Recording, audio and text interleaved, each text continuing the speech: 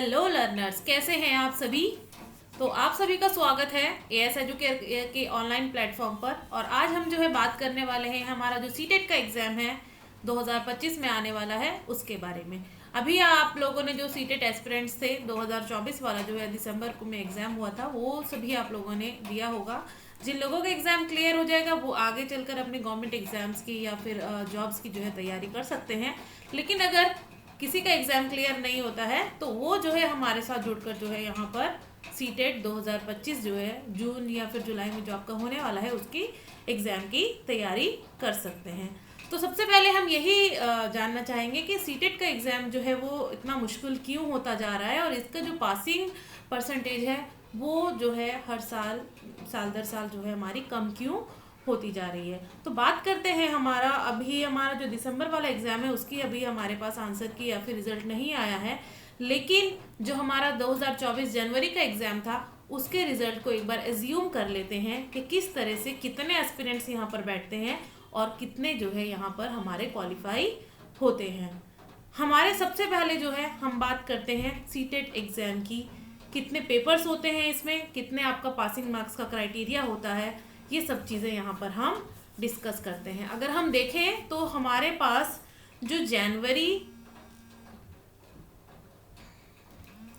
24 का एग्ज़ाम था उसमें 2 पेपर होते हैं सीटेट के। पेपर वन में हमारे पास जो है कितने स्टूडेंट्स यहाँ पर बैठे थे, पेपर वन में हमारे पास बैठे थे 7 lakh students. It's a very huge number. और पेपर 2 में हमारे पास यहाँ पर बैठे थे 14 लाख स्टूडेंट्स। अब इसमें से आप देखिए कितनों का जो है वो क्वालिफाई होता है। यहाँ पर क्वालिफाई हुआ था हमारा 1,26,000 का और यहाँ पर सिर्फ और सिर्फ 1,12,000 लोगों ने इसको क्वालिफाई किया था। तो अब आप ये देखिए कि जो परसेंटेज है सीटेट के एग्ज़ाम की क्वालिफाइंग करने की एस्पिरेंट्स की वो कितनी कम है और वो ऐसा क्यों है, जबकि ये एग्ज़ाम जो है कोई बहुत मुश्किल एग्ज़ाम नहीं है। बस और यहाँ पर दिक्कत है कि आप लोग जो है प्रॉपर वे में प्रॉपर जो है टू द पॉइंट तैयारी नहीं करते हैं, इसलिए ये एग्ज़ाम क्लियर नहीं हो पाता है। तो आज हम वही सब चीज़ों के बारे में बात करते हैं कि आपको जो है किस तरह से अपनी चीज़ों को लेकर चलना है, किस तरह से आप लोगों को यहाँ पर ये डिसाइड करना है कि हम जो है आगे कैसे बढ़ें, कैसे अपना जो है सीटेट क्वालिफाई करें जो हमारा 2025 में जून में या जुलाई में होने वाला है। तो बात करते हैं उन सभी एग्ज़ाम्स की। सबसे पहले हम देखते हैं एग्ज़ाम पैटर्न के बारे में कि हमारा जो एग्ज़ाम पैटर्न है वो क्या होता है। हमारे एग्ज़ाम में जो है हमारे पास कितने क्वेश्चंस होते हैं, 150 क्वेश्चंस। आपको जो है कितना यहाँ पर ठीक करना होता है। हमें अपना एग्ज़ाम क्वालिफाई करने के लिए 90 मार्क्स चाहिए होते हैं। अगर आपके पास जो है सीटेट के एग्ज़ाम में 90 मार्क्स आते हैं तो आपका एग्ज़ाम जो है वो क्वालिफाई माना जाता है। यहाँ पर आपको ये नहीं करना है कि आपको 150 में से 140 नंबर लेकर आने हैं, 130 नंबर लेकर आने, 125 नंबर लेकर आने हैं, नहीं। आपको सिर्फ और सिर्फ 90 मार्क्स का अपना फोकस रखना है और अगर आपके यहाँ पर 90 मार्क्स आ जाते हैं तो आप यहाँ पर क्वालिफाई कर जाते हैं। बट ये देखिए कि कितनी कम परसेंटेज है जो यहाँ पर 90 मार्क्स गेन कर रही है। 14 लाख में से सिर्फ और सिर्फ जो है आपके 1,12,000 बच्चे जो है पेपर 2 के अंदर 90 मार्क्स लेकर आ पाए हैं। ऐसा रीज़न, इसका क्या रीज़न है? सबसे पहले रीज़न है कि आप लोग जो है यहाँ पर अपना जो टाइम है वो और चीज़ों में ज़्यादा लगाते हैं, टू द पॉइंट आप तैयारी नहीं करते हैं। आपको क्या करना है?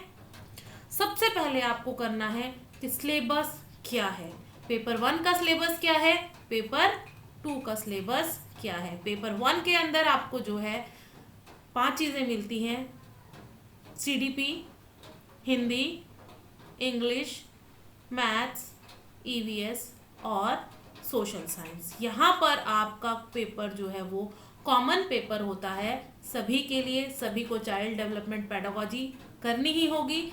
हिंदी अगर आपकी फर्स्ट लैंग्वेज आपने चूज़ की है तो आपको फर्स्ट पेपर करना है। सेकंड, ये बात हमेशा ध्यान रखना है जब आप सीटेट का एग्ज़ाम देते हैं कि आपने कौन सी लैंग्वेज को जो है वो फर्स्ट प्रेफरेंस दी है। अगर आपने हिंदी को फर्स्ट प्रेफरेंस दी है तो आपने हिंदी का पेपर जो है वो एज अ फर्स्ट पेपर करना है, और अगर इंग्लिश का पेपर आपने इंग्लिश लैंग्वेज को फर्स्ट लैंग्वेज सेलेक्ट करा है तो आपको English as a first language करनी है। इन चीज़ों का ध्यान रखना है। देन आपको मैथ्स यहाँ पर पढ़नी है, ईवीएस यहाँ पर पढ़नी है, सोशल साइंस यहाँ पर पढ़नी है। ये सारी चीज़ें आपको करनी है पेपर 1 के लिए। देन पेपर 1 और पेपर 2 में क्या डिफरेंस होता है सीटेट के एग्ज़ाम में। यहाँ पर आपका चाइल्ड पेडागोजी जो है वो सेम होता है। हिंदी आपकी फर्स्ट और सेकंड लैंग्वेज जो भी आपने चूज़ की है वो उसी के अकॉर्डिंग फर्स्ट और सेकंड पेपर दोनों की सेम होती है। डिफरेंस क्या होता है यहाँ पर, फर्स्ट पेपर के अंदर आपको मैथ्स, ईवीएस और सोशल साइंस एक जनरल जो है आपको वो करनी होती है, जो 8th क्लास तक की आपकी मैक्सिमम यहाँ पर आपको करनी होती है। लेकिन आपका जो सेकंड पेपर है इसमें आपको सेलेक्ट करना होता है, या तो आप मैथ्स और साइंस का पेपर देंगे या फिर आप सोशल साइंस का पेपर देंगे। ये कैसे डिफाइन होगा, ये डिफाइन होगा आपकी स्ट्रीम से। अगर आप साइंस बैकग्राउंड से हैं, आपने अपनी बीएससी की है, 11th-12th में साइंस पढ़ा है, और आपने जो अपना बीएड का कोर्स है उसमें आपने साइंस के सब्जेक्ट चूज़ किए हैं या मैथ चूज़ किया है, तो आप सेलेक्ट करेंगे कॉम्बिनेशन साइंस और मैथ्स का। और अगर आप सोशल साइंस बैकग्राउंड से हैं तो यहाँ पर आप जो है सेलेक्ट करेंगे हमारा सोशल साइंस। देन इसके बाद आपको अवॉइड करना है सबसे पहले रोड लर्निंग।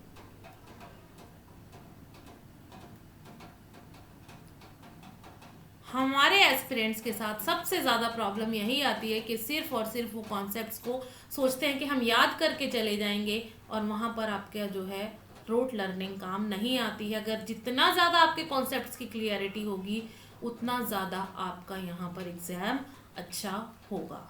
देन सेकेंड चीज़ आपको क्या करनी है, प्रैक्टिस।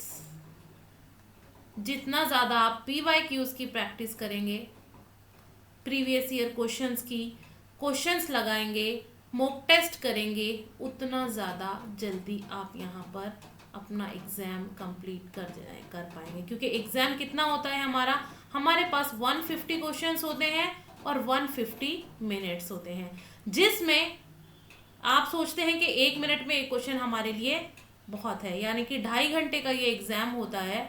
लेकिन इसमें आपको मैथ्स के क्वेश्चन करने होते हैं, इसमें आपको जो है 4 जो है आपके पास पैसेज आते हैं।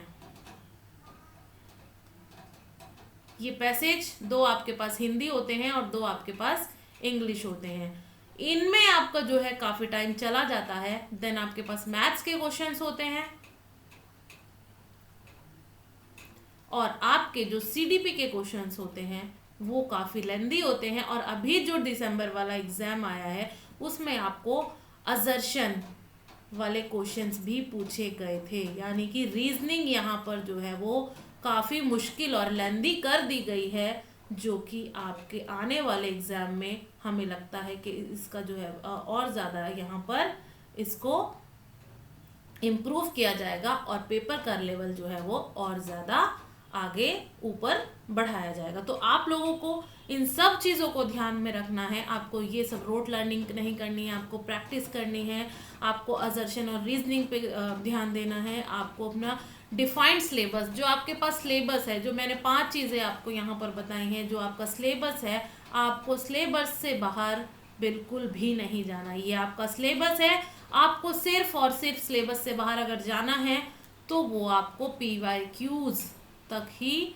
जाना है। यानी कि कुछ क्वेश्चंस हर पेपर में ऐसे होते हैं जो थोड़ा जिसका एडवांस लेवल होता है वहाँ तक आपको जाना है, लेकिन सिर्फ PYQs को फॉलो करके आप कभी भी सिलेबस से बाहर नहीं जाएंगे, बहुत ज़्यादा पढ़ने की कोशिश नहीं करेंगे, क्योंकि जितना ज़्यादा आप डीप में पढ़ते चले जाएंगे आप जो है उतना आपका टाइम जो है वेस्ट हो चला जाएगा। आपको क्या करना है, आपको सिर्फ और सिर्फ NCERT को फॉलो करना है और अपने PYQs को देखना है कि आपके जो PYQs हैं वो कहाँ तक आए हुए हैं, क्या लेवल है उनका।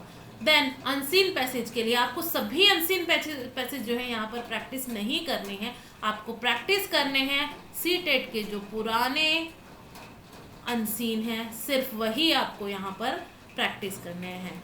तो क्या क्या चीज़ें मैंने आपको यहाँ पर बताई हैं, आपको सबसे पहले जो है ये ध्यान में रखना है, अवॉइड करनी है रोड लर्निंग, ज़्यादा से ज़्यादा क्वेश्चंस पर, मॉक टेस्ट पर फोकस करना है, अपने सिलेबस पर बने रहना है, सिलेबस से इधर उधर नहीं भागना है।